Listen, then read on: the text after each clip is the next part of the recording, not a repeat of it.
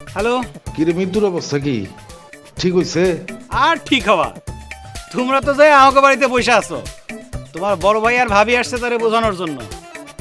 এমন অবস্থা, এখন তারাই দৌড়ের মধ্যে আছে। থাকো, তোমরা সবাই একটু ফাপড়ে থাকো, আমি তোমাদের বাড়িতে বেড়াই। হ, সেটাই তো পারো। তুমি আমাকে বাড়িতে বসে হাঁসের মাংস দিয়ে রুটি খাচ্ছ, আর আমি শালা এখানে বসে কিছু খাইতেই পারতেছি না। তুমি দুলাভাই না হয়ে অন্য কিছু হইলে ভালো হইতো।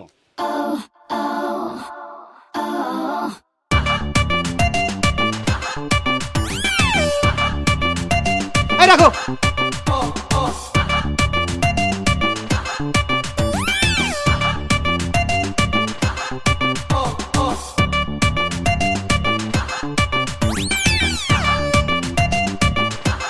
কি সমস্যা তোমার? এরকম করতেছো কেন? সমস্যা তো আমার না, সমস্যা তো তোমার। আর তোমার সমস্যা দূর করতেই তো আমি এসেছি। তা আমার সমস্যা কিভাবে দূর করবা শালি? আমি তো মিতুর বড় ভাইয়ের শালী, তোমার না। মাই নেম ইজ চুমকি। আমি তোমার সমস্যার কথা সবই শুনেছি। তুমি খুব জ্বালায় আছো, তাই না?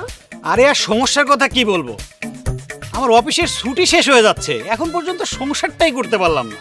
শুধু কি সংসারই শুরু করতে পারতেছো না, নাকি অন্য কিছু শুরু করতে পারতেছো না? অন্য কিছু মানে? এই বুঝলাম না তোমার কথা। তোমার এত কিছু বুঝতে হবে না, যা বোঝার আমি বুঝে গেছি। এখন চলো।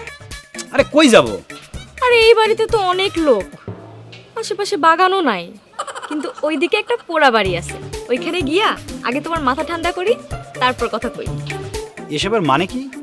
মানে বিয়ার পর থেকে তুমি যেই জিনিসটা চাইতেছো সেই জিনিসটা দিতেই তো আমি আইছি। আমার বান্ধবী তো লজ্জা পায়, কিন্তু আমার তো লজ্জা শরম নাই। আমার লজ্জা শরম একটু কমই আছে। 2-4 এলাকার ছেলেরাও এটা জানে, তুমিও জানবে। ভাইরে, এমনিতেই আমি অনেক বড় ঝামেলার মধ্যে আছি। আমাদের অফিসের ছুটি শেষ হয়ে যাচ্ছে, তারপরে কিছু হচ্ছে না। তুমি নতুন করে কোনো ঝামেলা করো না তো। আরে দুলাভাই কই যাও? আরে দুলাভাই শোনো না, এত তাড়াতাড়ি ভয় পাইলে কেমনে হইব?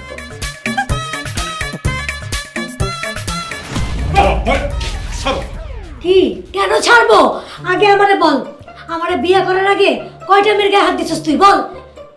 কয়টা মেয়ের গায়ে হাত দিছি মানে? ঘটনা কি? গ্রামে এসে গান জামান দেখাইছো নাকি? এই সমস্ত আবুল তাবুল কি প্রলোভ বকতেছো? আমি বিয়ের আগে গাঁজা খেয়েছিলাম। যদি গাঁজা নাই খেতাম তোর মতো চরিত্রহীন এরকম খারাপ বংশের পোলার আমি বিয়ে করি? খবরদার বংশ নিয়ে কথা বলতে না। ছাড়লাম তোর কলারও ছাড়লাম, তোর গালও ছাড়লাম। তোর বংশ যে এত খারাপ বলস নাই কেন? এই তোর বাপ ভাই তোরা যে সবাই খারাপ চরিত্রহীন মেয়েদের গায়ে হাত দেস, এগুলো আগে বলস নাই কেন? আল্লাহ রে, আমি এসব কি দেখতেছি আর কি শুনতেছি? আমার বউ জীবনে কোনোদিন আমার গায়ে হাত দেওয়া তো দূরের কথা, চোখের দিকে তাকায় কথা বলে নাই।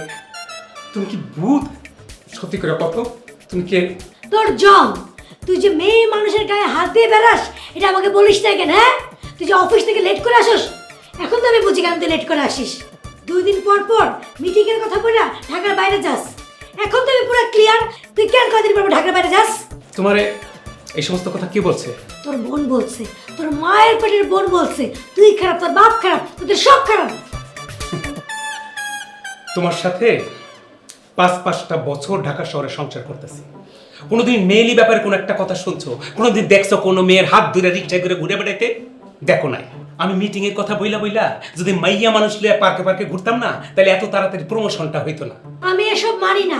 তুই খারাপ, তোর ভাই খারাপ, তোর বাপ খারাপ, তোরা সব খারাপ। বাস, আমি খারাপ, আমার বাপ ভাই সব খারাপ, 14 গোষ্ঠী খারাপ। এই খারাপ পরিবারে তোর আর থাকতে হবে না। তুই আমার ডিভোর্স দিয়ে বাপের বাড়ি চলে যা।